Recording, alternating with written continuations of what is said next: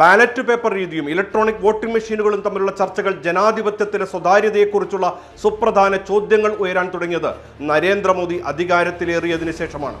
ഇക്കഴിഞ്ഞ മെയ് 26 നടന്ന പഞ്ചാബ് തദ്ദേശ തെരഞ്ഞെടുപ്പിൽ ബാലറ്റ് പേപ്പറുകളാണ് ഉപയോഗിച്ചത്.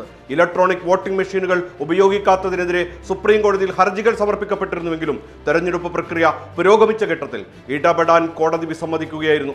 EVMകൾ യഥാസമയം ലഭ്യമല്ലാത്തതിനാലാണ് ബാലറ്റ് പേപ്പറിലേക്ക് മാറാൻ പഞ്ചാബ് സംസ്ഥാന തെരഞ്ഞെടുപ്പ് കമ്മീഷൻ തീരുമാനിച്ചത്. ഈ തെരഞ്ഞെടുപ്പിൽ ആം ആദ്മി പാർട്ടി മികച്ച വിജയം കരസ്ഥമാക്കി. ഇവിടെ ഒരു ചോദ്യം സ്വാഭാവികമായും ഉയരുകയാണ്. ബാലറ്റ് പേപ്പറുകൾക്ക് പകരം EVM ആയിരുന്നെങ്കിൽ ആരായിരിക്കും വിജയിക്കുക എന്നതാണ് ആ ചോദ്യം.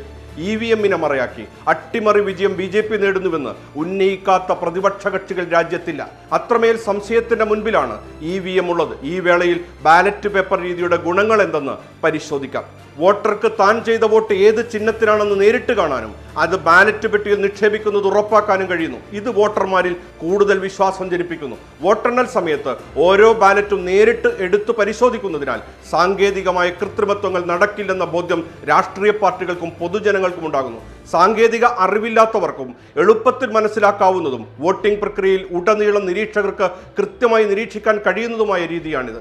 ഇനി EVMനെതിരെ ഉന്നയിക്കപ്പെടുന്ന പ്രധാന പരാതികൾ പരിശോധിക്കാം. ഹാക്കിംഗ് സാധ്യതയാണൊന്ന്.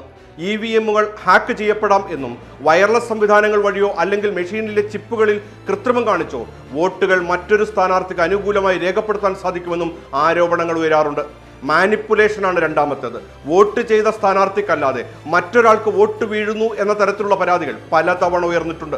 മധ്യപ്രദേശിലെ ബിന്ദ് ഉൾപ്പെടെയുള്ള സ്ഥലങ്ങളിൽ വോക്ക് ടെസ്റ്റ് സമയത്ത് ഇത്തരത്തിലുള്ള സംഭവങ്ങൾ റിപ്പോർട്ട് ചെയ്യപ്പെട്ടത് വലിയ വിവാദമായിരുന്നു. മൂന്നാമത് സോഫ്റ്റ്വെയർ ഹാർഡ്വെയർ സംശയങ്ങളാണ്. EVMകളിലെ സോഫ്റ്റ്വെയർ കോഡ് പരസ്യപ്പെടുത്തണമെന്നും ചിപ്പുകൾ ഒരു തവണ മാത്രം പ്രോഗ്രാം ചെയ്യാവുന്നതാണോ അതോ വീണ്ടും പ്രോഗ്രാം ചെയ്യാവുന്നതാണോ എന്നതിനെക്കുറിച്ചും രാഷ്ട്രീയ പാർട്ടികൾ സംശയങ്ങൾ ഉന്നയിക്കാറുണ്ട്. വോട്ട് ചെയ്ത ശേഷം VVPAT സ്ലിപ്പുകൾ 100% എണ്ണണമെന്ന ആവശ്യം ശക്തമാണ്. നിലവിൽ നിശ്ചിത ശതമാനം മെഷീനുകളിലെ സ്ലിപ്പുകൾ മാത്രമാണ് പരിശോധിക്കുന്നത്. ഇത് പര്യാപ്തമല്ലെന്നാണ് വിമർശകരുടെ പക്ഷം. പലപ്പോഴും തെരഞ്ഞെടുപ്പ് ഫലങ്ങൾ പുറത്തു വന്ന ശേഷം എക്സിറ്റ് പോളുകളുമായി വലിയ അന്തരമുണ്ടാകുമ്പോൾ രാഷ്ട്രീയ പാർട്ടികൾ EVMകളിലേക്ക് വിരൽ ചൂണ്ടാറുണ്ട്. ജനാധിപത്യത്തിൽ വിജയിക്കുക എന്നതിനേക്കാൾ ഉപരിയായി ആ വിജയം സുതാര്യവും നീതിയുക്തവുമാണ് എന്ന ബോധ്യം പൗരന്മാരിൽ ഉണ്ടാക്കുക എന്നതാണ് തെരഞ്ഞെടുപ്പ് കമ്മീഷന്റെ പ്രധാന ഉത്തരവാദിത്വം. ഈ വിഷയത്തിൽ തെരഞ്ഞെടുപ്പ് കമ്മീഷൻ പരാജയപ്പെട്ടിട്ട് കുറേ നാളായി.